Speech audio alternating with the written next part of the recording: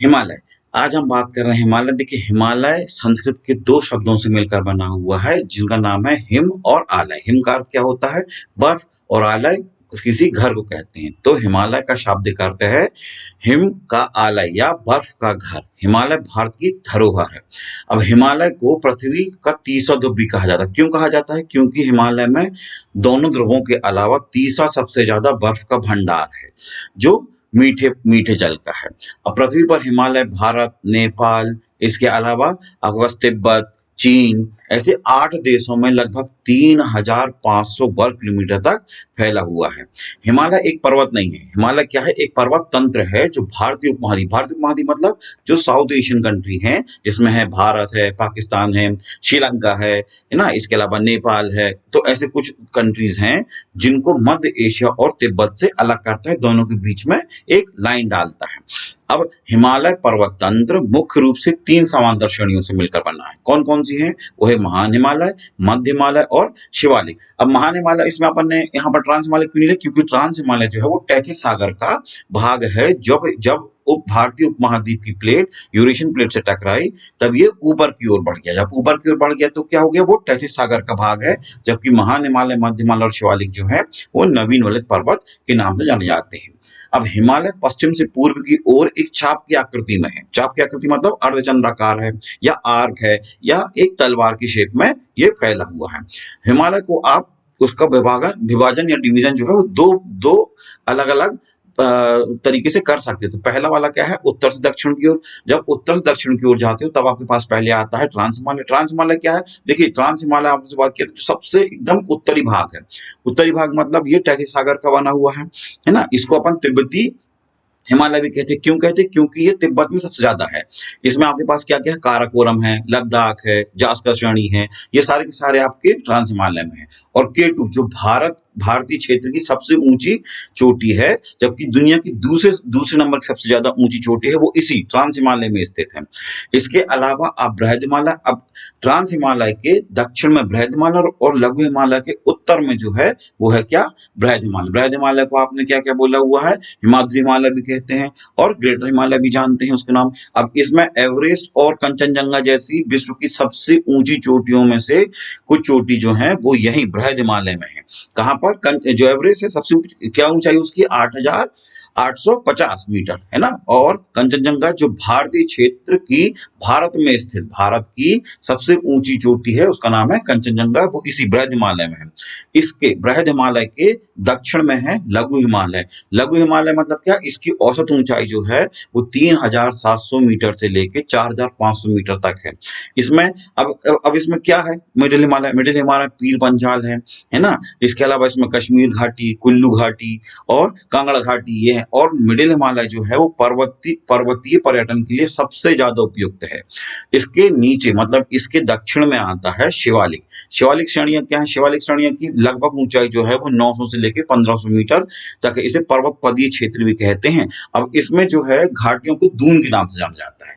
तो मतलब दून के नाम से मतलब कैसा है? यहाँ पर देखिए जैसे देहरादून, पाटलिदून, ये नाम आपने सुने होंगे, ये घाटियां हैं शिवालिक क्षेत्र की। शिवालिक क्षेत्र क्या है? जो देखिए अपन जैसे बात कर चुके, हिमालय तीसरा सबसे ज्यादा विश्व का, इसमें बर्फ जमा हुआ है तो वहां से पानी पिघल पिघल के आता है, नदियों के रूप में आता है। तो वो अपने साथ अवसाद लेके आते हैं। अवसाद लेके आते हैं तो ये शिवालिक क्षेत्र में उसको छोड़ देते हैं। तो इससे क्या होता है कि बहुत बड़ी असंगठित चट्टानें बन जाती हैं, है ना। कुछ मतलब मजबूत नहीं है ये। तो लेकिन यहाँ पर क्या है? इसकी औसत ऊंचाई क्या है? 900 से लेके 1500 मीटर तक है ऑलरेडी।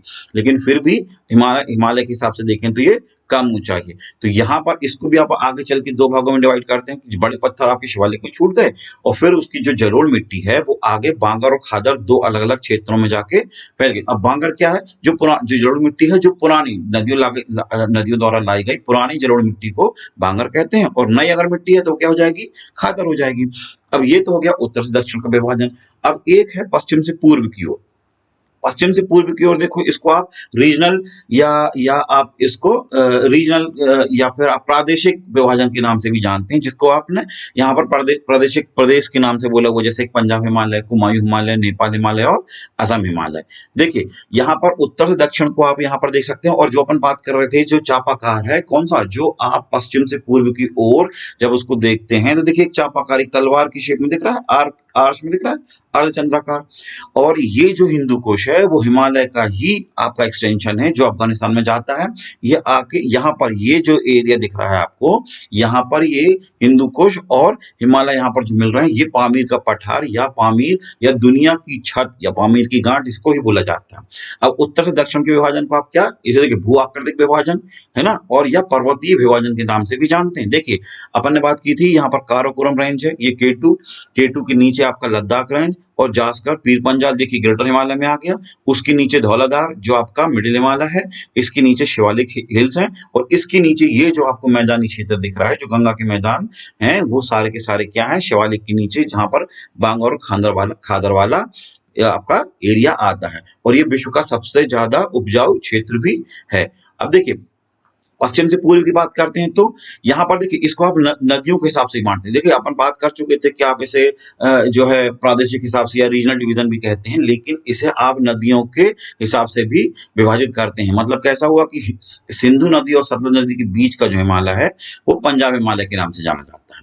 अब सतलज नदी और काली नदी के बीच के भाग को आप कुमायूं हिमालय कहते हैं, और काली नदी और तिस्ता नदी के बीच के हिमालय को आप क्या बोलते हैं, नेपाल हिमालय में ही आपका माउंट एवरेस्ट है, अन्नपूर्णा हिल है, यहाँ पर कंचनजंगा है। अब तिस्ता से लेके आप ब्रह्मपुत्र नदी या दिहांग नदी मतलब क्या, अरुणाचल प्रदेश में जब आपकी ये ब्रह्मपुत्र नदी टर्न लेती है, इसके पहले इसको दिहांग नदी कहा जाता है।